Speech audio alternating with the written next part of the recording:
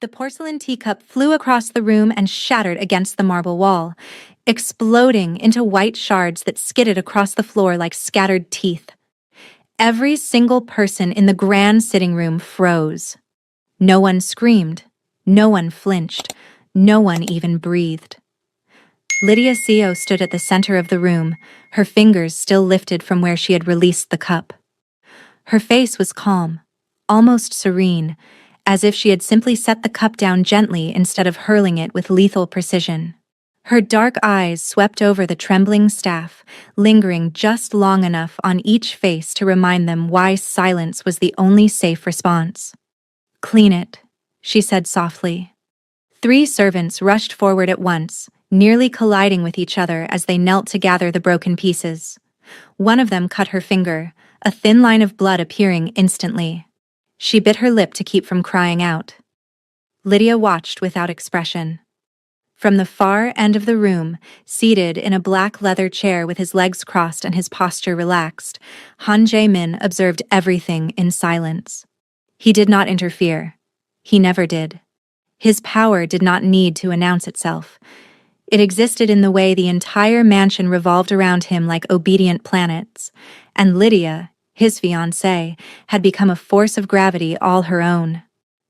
Blackridge Estate was known across Virion City for many things: its impenetrable security, its quiet luxury, and the fact that no one who worked there ever stayed long. People whispered that the guards feared Lydia more than they feared Han. They said she smiled when people were dismissed and slept peacefully the same nights others packed their belongings in tears. By the time the shattered teacup was gone, Lydia had already turned away, her heels clicking sharply against the marble floor as she exited the room. Only then did the staff release the breath they'd been holding. "She's in a mood today," someone whispered. "She's always in a mood," another murmured back. Han finally stood, straightening the cuffs of his tailored suit. "Resume your duties," he said calmly. At once, the room emptied. By the next morning, a new name was added to the estate's employment roster. Amara Hale arrived at Blackridge just before sunrise. The iron gates parted slowly as the security checkpoint scanned her credentials. She sat upright in the back of the transport vehicle, hands folded neatly in her lap, eyes steady as the massive mansion emerged through the morning fog. Its dark stone exterior loomed like a fortress, cold and unwelcoming. "You sure you want this job?" the driver asked, glancing at her through the rear-view mirror. "People don't last long here." Amara met his eyes briefly. "I'll be fine." He frowned. That's what the others said. She didn't respond. Inside the mansion, the head housekeeper, Mrs. Calloway, looked Amara up and down with a mix of relief and pity. "Housekeeping duties only. You follow instructions exactly as given. You do not speak unless spoken to. And whatever you do—" "I don't look her in the eye," Amara finished calmly. Mrs. Calloway blinked. "You've heard about her?" "I've heard enough." "Then you understand," the older woman said quietly. "This isn't a normal house." Amara nodded once. "I'm not a normal maid." The words slipped out without arrogance, without challenge. Just a statement. Mrs. Calloway hesitated, then handed her a uniform. "Change quickly, she'll be coming down for breakfast." Amara tied her hair back neatly, smoothing the plain black uniform over her slim frame. When she stepped back into the hallway, the atmosphere had shifted. The air felt tighter, heavier. Lydia Seo descended the grand staircase moments later. She wore cream silk that hugged her figure perfectly, her dark hair pinned elegantly behind her ears. Her presence alone altered the temperature of the room. Conversations died instantly. Footsteps stilled. Amara was arranging flowers on a console table near the stairs when Lydia stopped abruptly. "Who are you?" Lydia asked. The question wasn't loud, but it cut through the silence like a blade. Amara turned slowly, her movements controlled, and faced her. "I'm Amara," she said. "The new housekeeper?" Mrs. Calloway's breath caught. A few feet away, a young maid nearly dropped the tray she was holding. Amara had made the mistake. She was looking directly at Lydia Seo. Lydia's lips curved into a small smile, the kind that never reached her eyes. "Did no one explain the rules to you?" "They did," Amara replied evenly. "Then why are you breaking them?" Amara held her gaze, unflinching. "Because rules based on fear don't last." The words landed like a slap. Silence crashed over the hall so violently it felt physical. Lydia's smile faded, replaced by something darker, sharper. Han Jae-min, who had been walking in from the adjoining corridor, stopped mid-step. His eyes shifted to Amara. "Interesting." Lydia laughed softly. "You're brave," she said, "or very stupid." "Sometimes those look the same," Amara answered. A murmur rippled through the staff. Lydia stepped closer, invading Amara's space. "Do you know who I am?" "Yes." "And you still chose to speak like that?" "Yes." Lydia studied her face, searching for fear. There was none. No tremor in her hands, no panic in her eyes. Just calm. That disturbed her more than open defiance ever could. "Fine," Lydia said at last. "Let's see how long that confidence lasts." She turned away sharply. "Mrs. Calloway, assign her to the West Wing. Every room. Today." Mrs. Calloway's face drained of color. "The West Wing? But today," Lydia repeated. Han said nothing. Amara inclined her head. "I'll start immediately." As she walked away, Lydia's eyes followed her, narrowing. For the first time in years, someone had looked at her without fear. And Lydia Seo did not know how to handle that. By midday, word had spread through the mansion. The new maid hadn't cried. She hadn't begged. She hadn't quit. Instead, she worked through the West Wing methodically, ignoring the deliberate attempts to overwhelm her. When a stack of linens was accidentally dropped in her path, she picked them up without complaint. When another maid muttered insults under her breath, Amara didn't react. But she noticed everything. By evening, Lydia watched from the balcony as Amara exited the West Wing, posture still straight, expression unchanged. Han stepped beside her. "You're unusually quiet." "She disrespected me," Lydia said. "And yet you didn't punish her." Lydia's jaw tightened. "Not yet." Below them, Amara paused, as if sensing the weight of someone's gaze. She looked up. Her eyes met Han Jae-min's. Just for a moment. And for reasons he couldn't explain, Han felt something shift deep in his chest. The tension settled into Blackridge Estate like a living thing. By the second morning, Amara could feel it following her through the corridors, clinging to her back as she worked. Conversation stopped when she entered rooms. Eyes darted away too quickly. No one spoke to her unless absolutely necessary. She didn't mind. Fear made people careless. Silence made them observable. She was polishing the banister on the east staircase when two maids passed behind her. "She's still here," one whispered. "For now," the other replied. "No one survives Lydia." Amara continued polishing, her reflection steady in the dark wood. She counted her breaths, letting the murmurs slide past her like dust. Later that morning, Mrs. Calloway approached her in the linen room, wringing her hands. "You shouldn't have looked at her like that," she said quietly. "She takes it personally." "I'm aware," Amara replied, folding a stack of sheets with perfect precision. "Then why did you do it?" Amara paused. "Because she wanted me not to." Mrs. Calloway stared at her. "You really don't understand how dangerous this house is." Amara met her gaze gently. "I understand more than you think." The breakfast bell rang through the estate. Lydia arrived dressed in crimson that day, a calculated choice, the color of dominance, the color of warning.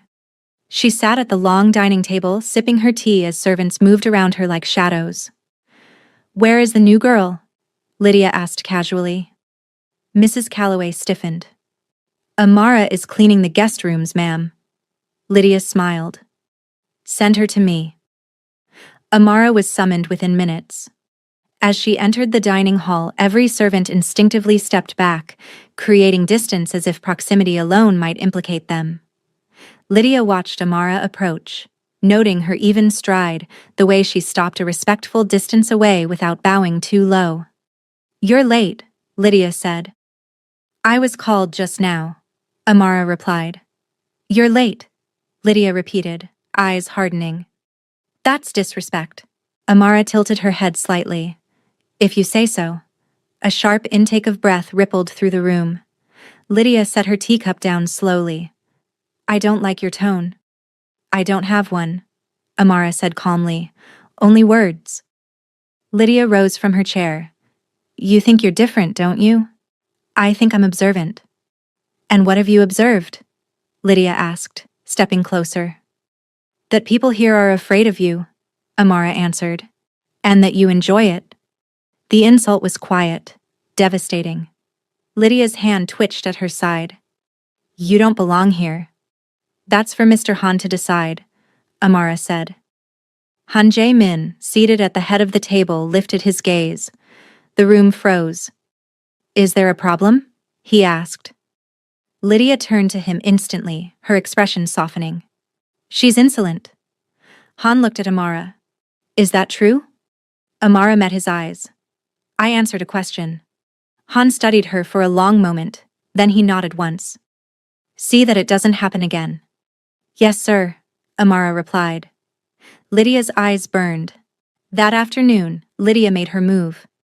Amara returned to the staff quarters to find her locker open, her belongings scattered across the floor. A gold bracelet lay conspicuously atop the mess, one Lydia had worn earlier that day. A guard appeared moments later. "You're needed upstairs." The accusation was swift. "You stole from me," Lydia said, holding up the matching bracelet on her wrist. "I want her searched." The staff looked on in horror as security stepped forward. Amara didn't protest. "Go ahead." They searched her bag. Nothing. Lydia's smile faltered. "Perhaps she hid it," Lydia said sharply. Amara bent down, picked up the bracelet from the floor, and held it up. "This one," Mrs. Calloway gasped. "That wasn't there before." Silence fell. Amara placed the bracelet gently on the table. "If I were going to steal from you," she said softly, "I wouldn't choose something so obvious." Lydia's cheeks flushed. "Get out."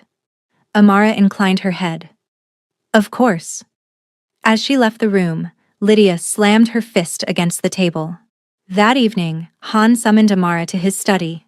She entered cautiously, taking in the shelves of leather-bound books, the low lighting, the smell of cedar and smoke. Han stood by the window, hands clasped behind his back. "You don't act like a maid," he said without turning. "I act like myself," Amara replied.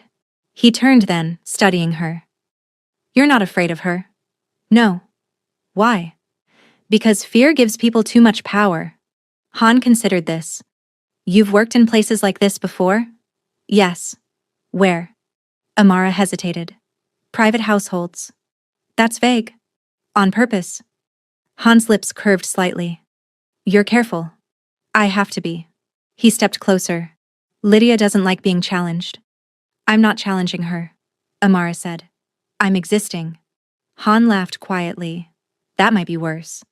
Outside the study, Lydia listened from the shadows, her nails digging into her palms.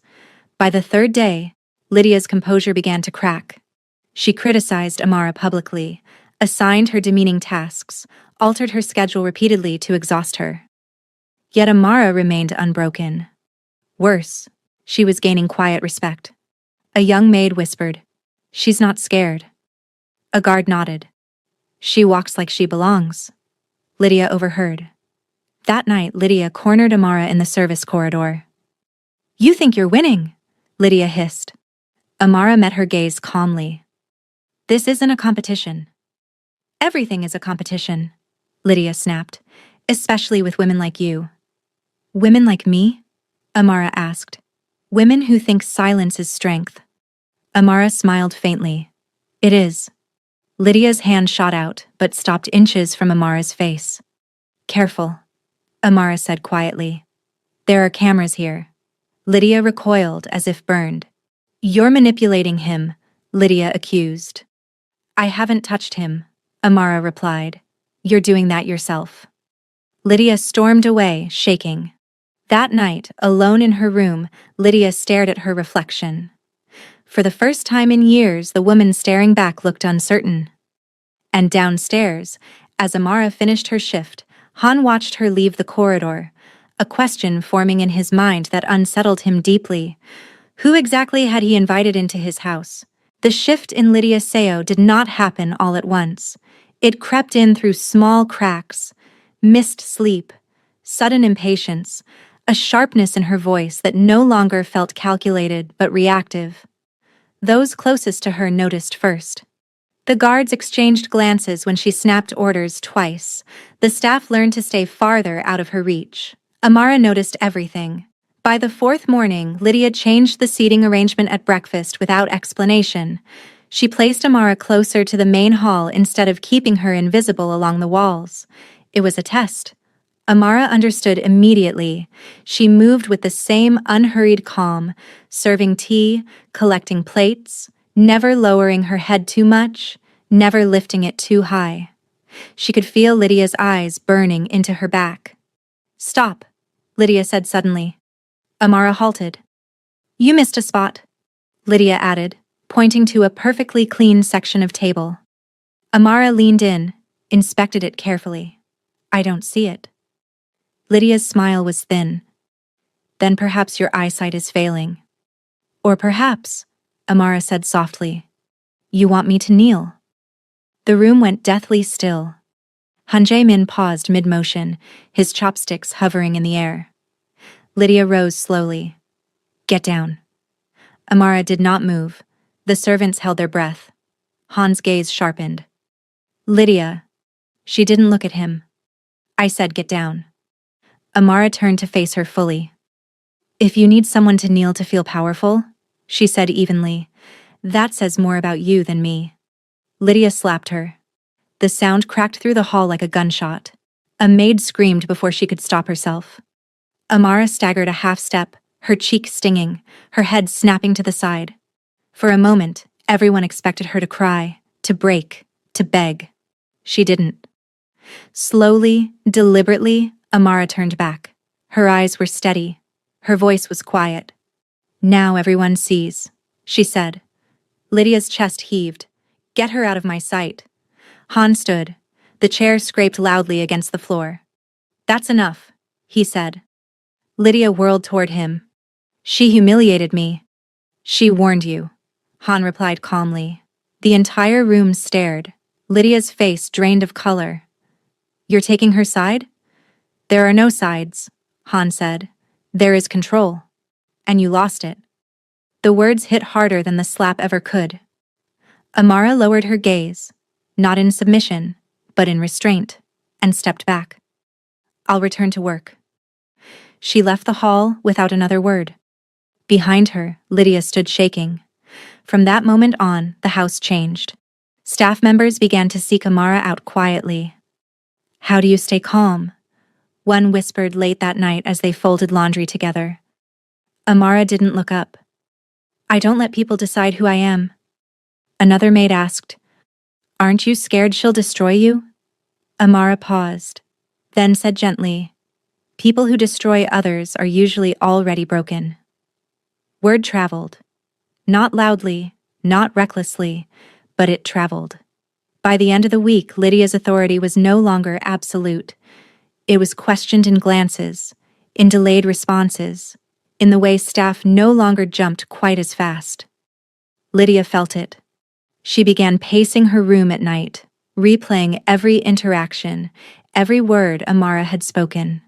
She hated that woman's composure. Hated the way Han's eyes followed her sometimes. Hated that the house felt less like hers. "You're losing him," Lydia told her reflection one evening. Her reflection didn't deny it. So Lydia escalated. She invited guests, important ones, men who smiled too sharply, women who watched too closely, allies who owed her favors. The dinner was extravagant.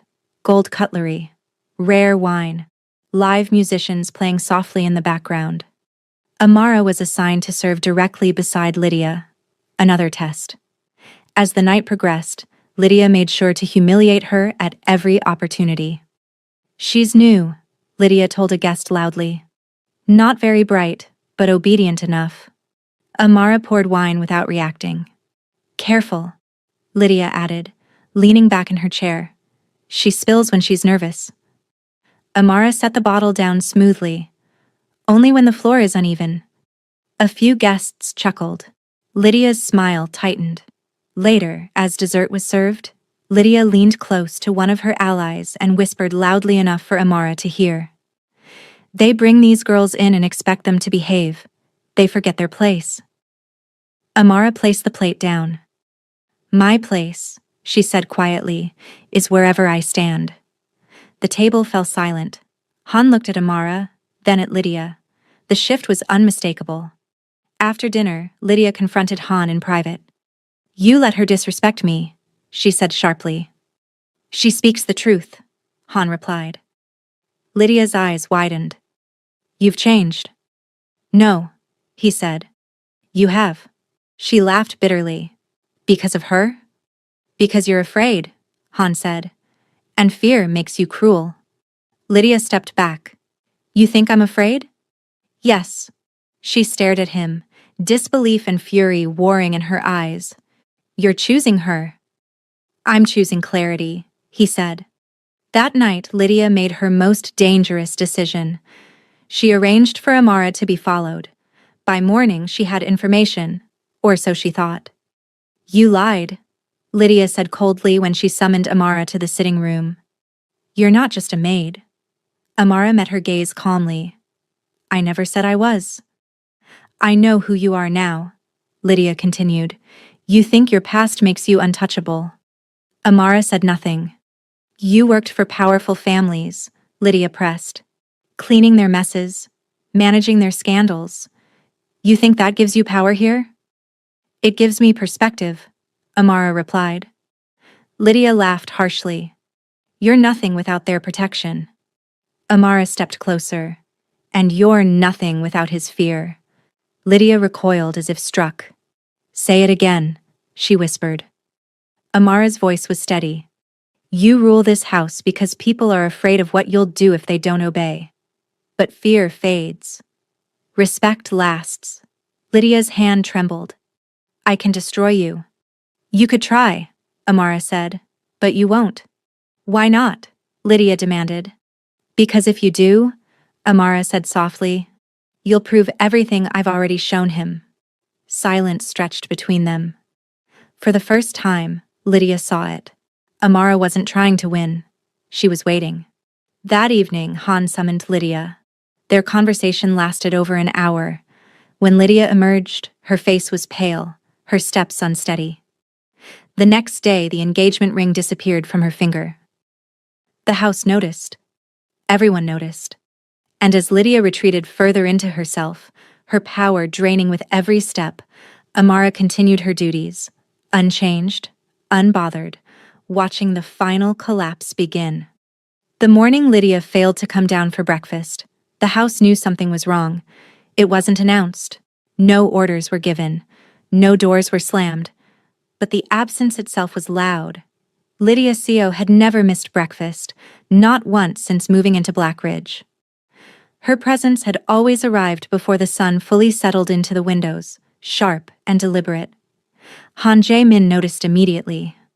"Where is she?" he asked Mrs. Calloway. "She said she wasn't feeling well," the woman replied carefully. "She requested privacy." Han nodded, but his eyes lingered on the staircase longer than usual. Amara watched from the far side of the hall, folding napkins with quiet precision. She felt the shift too. When power weakens, it thrashes before it dies. By midday, Lydia summoned her. Not publicly, privately. The request alone sent a ripple of panic through the staff. A guard escorted Amara to Lydia's sitting room, then closed the door behind her. Lydia stood near the window, her back turned. She was dressed in black, her hair loose, her posture rigid. "You've turned them against me," Lydia said without turning around. "I haven't spoken badly about you," Amara replied. "You didn't have to," Lydia snapped. You just had to exist. She turned, her eyes red-rimmed but blazing. Do you know what I gave up to be here? Amara said nothing. I erased my past. I buried who I was so I could stand beside him. Lydia continued. And you walk in here with your calm and your silence and suddenly I'm the monster? No, Amara said quietly. You made that choice yourself. Lydia laughed bitterly. You think you're better than me? I think I'm honest, Amara replied. Lydia's voice cracked. He looks at you differently. Amara met her gaze steadily. He looks at you like someone he doesn't recognize anymore. The words hit hard. For a moment, Lydia looked like she might cry. Then her expression hardened. Get out, she said. Amara inclined her head and turned toward the door. Don't think this is over, Lydia added softly. You don't know how far I'll go. Amara paused at the door. I think you do, she said. And that's what scares you. That afternoon, the house was locked down. Extra guards. Restricted access. Phones confiscated from staff. Han didn't announce the reason, but everyone felt the tension spike. Amara was cleaning the west corridor when a guard approached her. You're needed in the security wing. She followed without resistance. Inside the monitoring room, Han stood with two men she didn't recognize. They were older, their suits immaculate, their eyes sharp with experience. Ms. Hale, Han said, these men have questions for you. Amara nodded calmly. I expected that. One of the men leaned forward. You've worked for the Devereaux family, the Ilians, the Morettis. Yes. You specialize in containment, the man continued. Damage control. Behavioral stabilization. I did, Amara agreed. Why are you here? He asked. Amara looked at Han. Because you let chaos grow in your house and didn't realize it. The room went still. Han studied her. You were sent. I was recommended, Amara corrected. You chose. The second man frowned. By whom? Amara hesitated.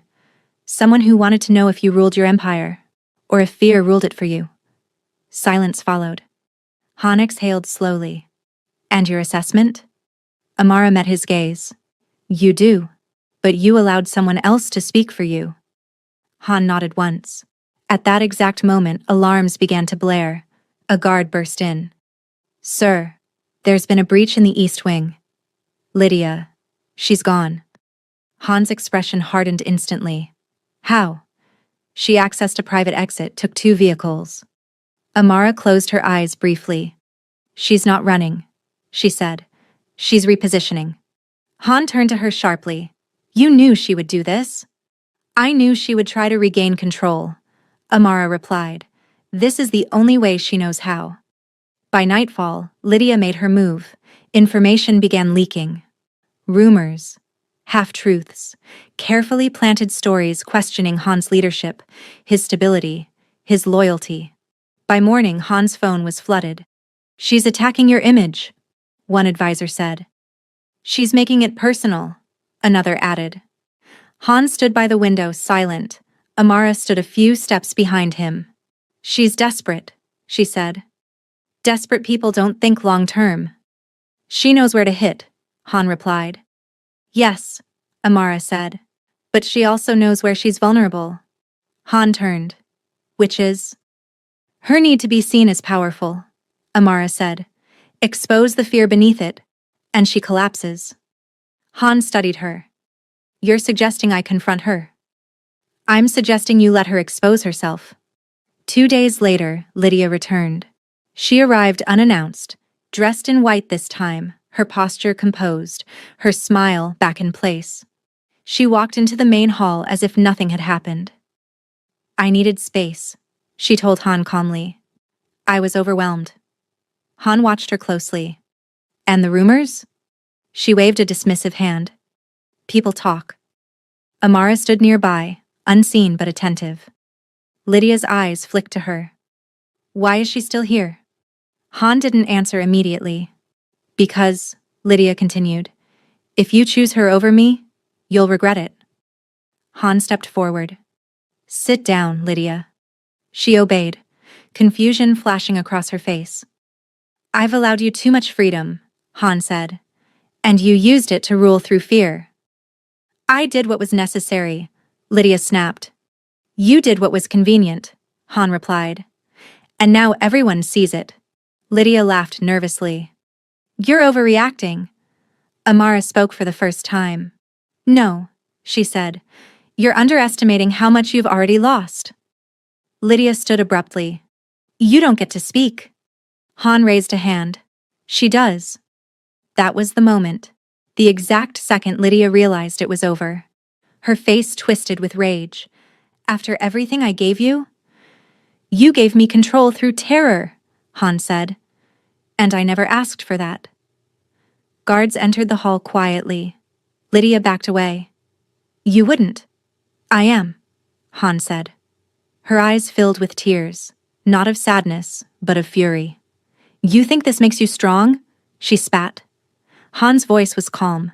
No, it makes me honest. Lydia was escorted out without another word. The doors closed behind her with finality. The house exhaled. That night, as Blackridge settled into an unfamiliar calm, Amara packed her belongings. Han found her at the service entrance. You're leaving, he said. Yes. You've done what you came to do. Amara nodded. The house is stable now. Han hesitated. I could offer you something more permanent. Amara smiled gently. You already have what you need. She stepped past him, disappearing into the night. Han watched until she was gone. And for the first time in a long time, Blackridge felt like it belonged to him alone. The news of Lydia Seo's removal did not spread loudly. It didn't need to. In the world Han Jae-min ruled, silence carried farther than gunfire. By the time dawn broke over Virion City, the message had already reached the right ears. Meetings were postponed, calls were returned faster.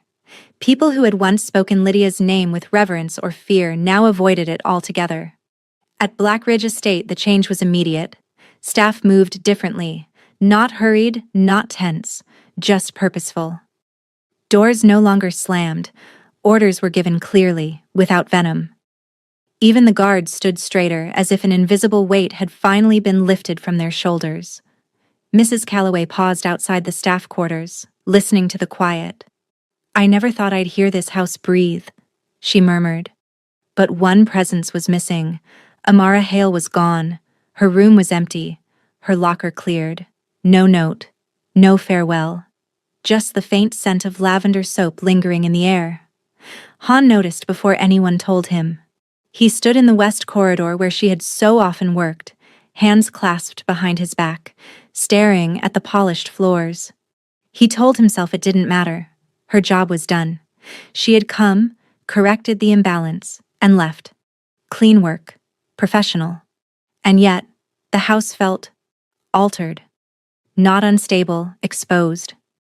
Later that afternoon, one of Han's senior advisors spoke carefully. Lydia is not contesting the separation. Han nodded. She won't. She's left the country, the advisor continued. Quietly. Good, Han replied. That should have been the end of it, but Lydia Seo had never been a woman who accepted endings easily. 2 weeks later, the first sign appeared. An old ally declined a meeting, another delayed a shipment, a third asked, politely, whether Han's household was truly settled. Han listened, expression unreadable. She's still testing you, the advisor said. From a distance. Han said nothing. That night, as rain tapped against the tall windows of his study, Han found himself reaching for his phone. He stared at the screen for a long moment before making the call. It rang twice. Then a familiar, calm voice answered. You waited longer than I expected. Where are you? Han asked. Somewhere quiet, Amara replied. I need you back. There was a pause. Not surprised. Not tempted. You don't, she said gently. You just think you do. She's still moving pieces, Han said. Lydia. I know, Amara replied. That's why I left. Han frowned. Explain. If I stayed, she said, She would make this about me, about jealousy, about replacement. By leaving, I removed the last story she could tell herself. You're very sure of that? I am. Another pause. Han lowered his voice. What if I asked you to stay? Not as staff, not as protection, but as someone I trust. Amara exhaled softly. Trust isn't built on crisis, Han. It's built on time and honesty. And you don't think this is honest? I think this is vulnerable, she said. That's different. The call ended without promises. Weeks passed. Lydia's influence continued to shrink. Without access to Blackridge, without the proximity to Han's authority, her threats rang hollow. Those who had followed her out of fear now saw her for what she was, a woman who had mistaken proximity to power for power itself. Han restructured his household carefully. New rules, clear boundaries, no exceptions. Fear was replaced with accountability, and slowly, respect followed. One evening, months later, Han attended a private gathering hosted by neutral parties, people who watched power shifts the way others watched weather. Amara was there, not announced, not introduced. She stood near the edge of the room, dressed simply, speaking quietly with someone Han didn't recognize. She looked exactly as she always had, composed, observant, unassuming. Their eyes met across the room. This time, she didn't look away. Han approached slowly. You're still watching? Yes, Amara said. Old habits. And your assessment? He asked. She studied him for a moment. You're doing better. He nodded. Because I stopped hiding behind other people's cruelty. A faint smile touched her lips. That's growth. Will you come back? Han asked. Not to the house, not to the role. Just back. Amara considered him carefully. Only if you understand something. I'm listening. I don't belong to your world, she said. I move through it. I don't kneel in it. Han met her gaze. I wouldn't ask you to. Silence stretched between them, not heavy, not tense, just real. Across the room, someone whispered, That's her. The one Lydia feared? Another voice replied, No. That's the one Lydia couldn't control. Amara heard it. She didn't react. That night, when the gathering ended, Amara stepped outside into the cool air. Han followed.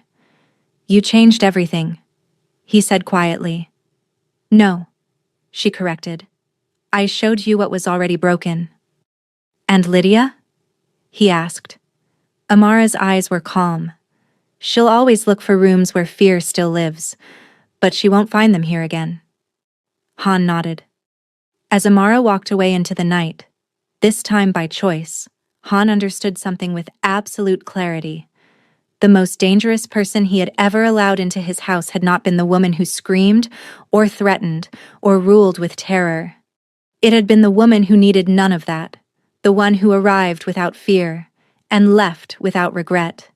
Because real power never announces itself. It simply changes everything and moves on. If this story kept you watching till the end, then you already know what to do. Like this video to let YouTube know you want more stories like this. Subscribe to the channel for powerful, emotional stories where silence speaks louder than violence, and where no one is ever who they seem. Thank you for watching. See you in the next one.